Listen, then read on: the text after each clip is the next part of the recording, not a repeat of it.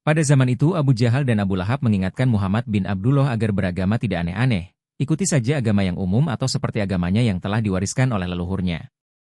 Muhammad bin Abdullah dianggap pemuda aneh, bodoh, ngawur, dan dianggap sesat. Karena agama yang dijalankan Muhammad bin Abdullah tidak sama dengan kebanyakan orang pada saat itu, makanya diingatkan berkali-kali oleh Abu Jahal dan Abu Lahab. Jika ada di zaman ini mereka berdua sama halnya tokoh ulama tersohor atau tokoh besar panutan umat. Karena Abu Jahal dan Abu Lahab memang punya pengaruh besar di kaum Quraisy, dianggap tokoh alim terpandang panutan banyak orang, mungkin pula ahli kitab dan ahli fikih. Bedanya antara Abu Jahal dan Abu Lahab dengan Muhammad bin Abdullah adalah mereka tidak lagi beragama ruhani, melainkan hanya sebatas agama akal saja.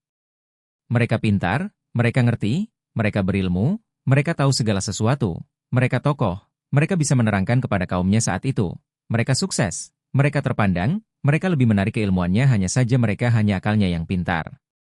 Sehingga mudah membuli Muhammad bin Abdullah.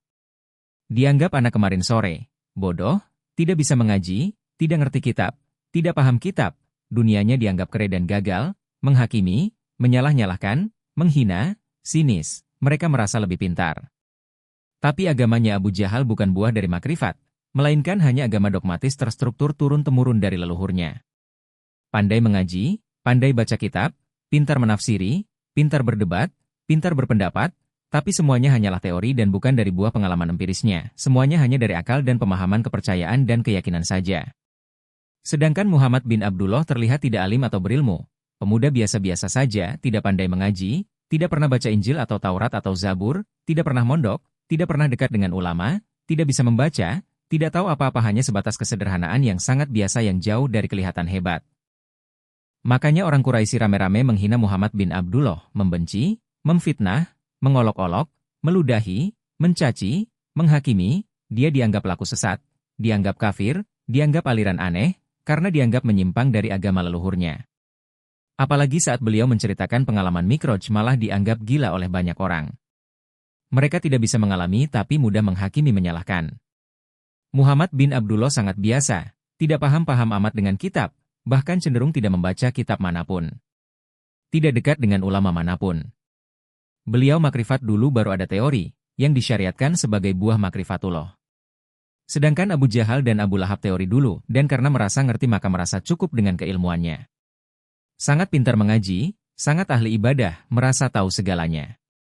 Hanya saja mereka tidak makrifat tapi hanya kuat syariatnya saja.